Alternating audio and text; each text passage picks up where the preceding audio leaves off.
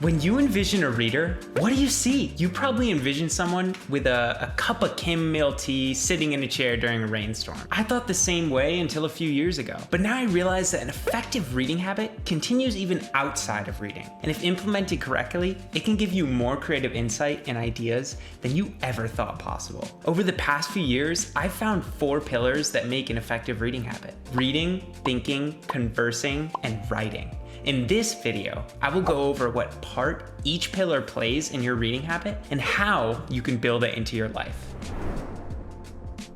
Reading. Reading is the foundation of the other 3 pillars. Generally, your reading habit will follow this flow. Reading will give you ideas to think about. Thinking will give you ideas to converse about. And conversing will give you ideas to write about. But sometimes the pillars work entirely out of order. Your writing might give you things to read about, and other times conversing will provide you with stuff to think about. Having a solid reading pillar will set you up for success in the other 3 pillars. It gives the rawest and most dense information for thinking. Reading, being a form of information, is like food. You are what you eat. If you eat pizza, hamburgers, cake, and drink soda all day, you'll feel terrible. I say you are what you consume. Your brain needs good quality information to function optimally. Like your body craves a healthy mix of protein, fat, carbohydrates, and all of the different micronutrients and macronutrients. Most people are consuming the information equivalent of junk food. In 2022, people worldwide spend on average 2 hours and 27 minutes using social media daily. Despite countless studies showing the benefits of social media tapering off after 30 to 60 minutes of use, capturing and consuming quality information is about valuing your attention as much as your health. A couple of years ago, I was consuming the information equivalent of a starvation diet. I stuck mostly to fitness content, food reviews, and obscure documentaries. Now, I treat my information diet with as much respect as my real diet. Firstly, the information I consume must now pass 2 of 3 golden rules. It's interesting and captivates my attention. It's unique and has something original to say. It helps address the problems I'm facing. Ingrain these 3 rules and you're well on the path to remodeling your reading pillar. But many other things make up a quality reading habit, like how to instill it long term, how to increase your reading stamina, how to read more actively, and how to highlight and annotate, to name a few. I've created content on all of these that you can check out. You can see them in the description below or right up above. Following these basic rules alongside my other articles and videos should help you get started building this foundational pillar. Read at least 15 minutes every day. Read what excites you. Take notes. Read multiple genres. Read and reread great old books. Thinking.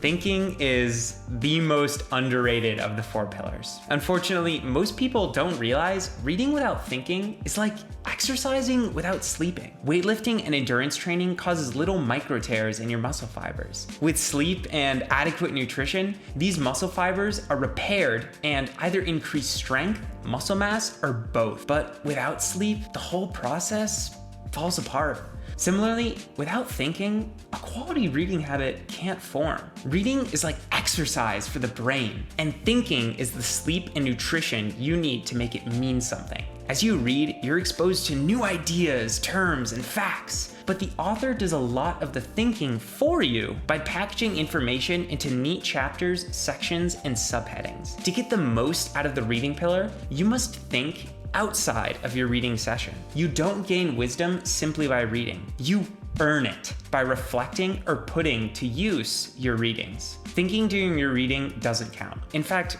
reading and thinking are in many ways opposites. While reading, most of your working memory, your memory for short-term thoughts and concepts, is filled with words from the text. The only way to think freely is to set the book down and let yourself ponder. In On Thinking for Oneself, Arthur Schopenhauer explains reading is the antithesis to thinking. Schopenhauer said, "The safest way of having no thoughts of one's own is to take up a book every moment one has nothing else to do." Friedrich Nietzsche, once an avid student of Schopenhauer, came to similar conclusions. Like his fellow German philosopher, he was ambivalent about the written word. Nietzsche believed reading was like any craft. craft. It requires discipline through regular habits, most notably a habit of thinking. Nietzsche maintained long walks in mountain air were more inspiring than hours poring over syllogisms. So when should you think, and what should you think about? I love thinking because it is one of the only habits you can do with literally nothing. Waiting in a coffee line? Think. Waiting for your bus? Think. Walking outside? Perhaps listen to the birds, look at nature, but if not, think. When I'm thinking, I like to run through some of the most recent things I've been reading in my head. I pore over the chapters and ideas which interested me. Sometimes I'll try and recall the significant points, and at others, I'll try and connect ideas to things I've learned or written on in the past. Often, I will see if the reading helps me answer one of my 12 favorite questions. I don't stick to one train of thought. Instead, I jump back and forth, looking for the most exciting idea I can find. Once I see it, I latch on and ponder for as long as I want. During the process, I almost always develop many excellent ideas for future blog posts, YouTube videos, or newsletters, which I write down with a notebook and pen. Later at night, while going through my nightly review, I'll add these ideas to my content creation planner. If I ever get bored of one location, I move on to another. Travel sparks creativity. You see different cultures, different people, and different landmarks. Many great writers I know are also avid travelers. Thinking is a habit, a skill, but necessary for a quality reading habit. Try it out for yourself next time you go on a walk or wait in line. Here are some of my best tips for getting started. Bring a pen and paper or digital device to capture thoughts. Move. Movement sparks insight. When you find an interesting thought, latch onto it and explore. Don't get frustrated if you struggle. Your mind is chaos, and you need to learn to control it. Conversing. You do the first two pillars mainly on your own. Conversing, however, brings the fruit of your reading habit to others. This is because you need to find a way to make the ideas in your other three pillars interesting to those who you converse with. In my conversations, I often talk about what I've been reading, thinking, and writing, but I always try to find a way to make it relevant and engaging to the person I'm talking to. This makes conversing the quintessential feedback pillar. Every time you tell an idea or story, you receive feedback from the other person's reaction, their facial expressions, bodily motions, and spoken constructive criticism are all valid feedback mechanisms. A conversation is an act of distillation. Over time, your ideas will almost always become more concise, engaging, and thought-provoking. Why can't we do this feedback ourselves? We're in our heads 24/7. Without outside insight, it's easy to get entangled in our perspective. Richard Feynman once said,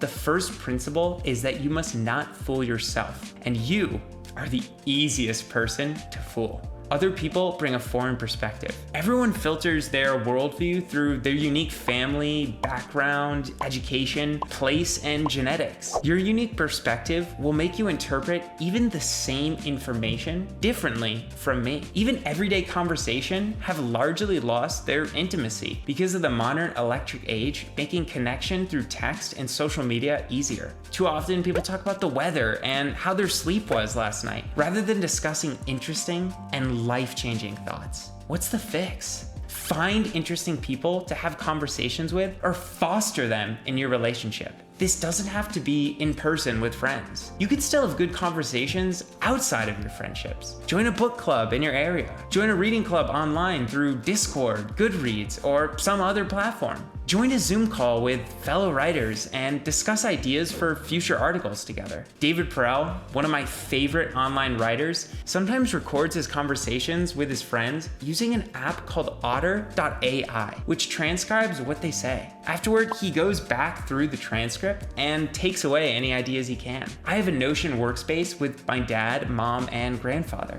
After I finish proofreading a script for my YouTube channel or blog, they read it over using the Cribs framework. C stands for confusing, R stands for repetitive, I stands for interesting, B stands for boring, and S stands for surprising. They write 1 or 2 sentences for each letter for every script. Every time, they notice things I never even considered. There are infinite possibilities. Be creative. Pick something and try it. Simply coming to your conversations with a purpose will fill them with a new sense of energy. Here are some of the pinnacles of good conversation summed up. Be direct about your opinion and welcome anger. If no one gets mad, you aren't talking about something important enough. Be open to change. Talk to strangers. Actively listen. Accept not everyone will be willing to have an intellectual conversation with you. Writing. Writing is the step in the process where you formulate your chaotic ideas into a narrative. It helps you understand and learn from the ideas in your other three pillars. The pressure of distilling your ideas into a coherent flow makes you understand them better yourself. Recognizing is not synthesizing. Only when you have synthesized something can you say you truly understand it. Writing is the ultimate act of synthesis. This often makes it the last step in your reading flow. The primary purpose of the other three pillars is to give you so many ideas, it's impossible not to write. Writing brings permanence to your ideas. The other three pillars are superficial. There isn't much proof or accomplishment other than your own experiences and those you've conversed with. This process creates intellectual property. Your past writing becomes the building blocks for future projects. In this way, writing is time travel. I'll often take old writings and repurpose them for new projects. For example, when outlining the curriculum draft for the online course I'm making, Building a Reading Habit, I borrowed from all of the YouTube scripts, blogs, and other related resources that I'd already written on. This creates a beautiful compounding effect. My past writings make new projects easier, creating more writing and adding to my total number of intellectual building blocks for future projects. I start some projects at 80% completion without even realizing it. How can you start building your writing pillar? The three most common writings for those with a quality reading habit are journaling, book summarization, and essay writing. Journaling can be personal or impersonal, but encompasses many things from writing down your thoughts to answering prompts. Book summarization can come in many different levels, which I discuss in my YouTube video on the subject. Essay writing can be anything from textual analysis to a blog post on why peanut butter is so good for you. I like to use pop writing in my essays. There are much more types of writing, but these are the three primary forms I believe effective readers should have. An effective reading habit is magical because it gives you a seemingly number of infinite things to write about. Writer's block becomes obsolete. If you have writer's block, the problem is simple. You don't yet have anything to say. My fingers only start writing the first draft when I have an abundance of ideas. Of course, this doesn't mean you need to know every intricacy of your argument before you write. Writing is an act of thinking in itself. Countless times, my argument has changed drastically from the first draft to the finished product. And you don't have to know your voice before starting either. It will form naturally as you write more and more. You don't have to be perfect the first try. Your first draft is just that, a first draft. Authors often go through more than 10 to 15 drafts of their work before publishing. Rewriting is more important than writing. Great writers spend 50 to 90% of their work rewriting, especially if they want it to be great. I spent more than 15 hours rewriting this script and countless more refining the ideas and arguments through the other three pillars. Starting out, I suggest you imitate the best in the field. They're the best for a reason. Innovation comes through imitation. I follow David Perell and Jordan Peterson's 10-step writing framework. Does this make me a copycat? No, I'm humble enough to use other people's writing frameworks because I know they work. Here are some of the pinnacles of an excellent writing habit summed up. Write every day. Read writing you respect. Shorter is almost always better. Rewriting matters more than writing. Content creation. Bonus level, ingrain these 4 levels into your life and you'll be unstoppable. You'll change the life of you and those around you. But the 5th pillar, content creation, will change the lives of people around you at scale. Content creation involves taking your ideas, insights, and arguments from the other 4 pillars and exposing them to the magic of the internet. This could entail creating YouTube videos, publishing blog posts, writing a book, crafting courses, building businesses, etc. The best part is you've already done most of the work. As said previously, I often start a new project at 80% completion. It's simply a matter of repurposing old content into new ones. We live in a paradox of abundance. The amount of terrible information on the internet is only getting higher, while the quality of good information is getting better. People are starving for quality content. Creating on the internet builds a serendipity vehicle. It's a magnet of ideas, people, and opportunities you didn't know existed. Simply by creating content and posting online, you craft luck by exposing yourself to way more people than if you kept to your immediate area. You don't have to make this leap alone. Tons of courses are popping up which will help you make this step to content creation. I was part of cohort 4 of the Part-Time YouTuber Academy during the 2021 fall Cornell semester. This helped me revamp my video creation process to largely what it is today. I'm currently part of cohort 14 of Building a Second Brain, and I'm learning about personal knowledge management and time management. This course has proved invaluable in helping me organize the ideas from the 4 pillars and manage projects to create things out of them. But all of this is pointless if you don't have the foundation set in stone. No matter what your content creation dreams are, it all comes back to this simple process. Read, think, converse, write, and finally, create content. Sometimes do them out of order. Be sure to check out my reading mega class playlist. It goes into depth into not only why you should start a reading habit, but how to do so as well. As always, have a fantastic day and bye-bye.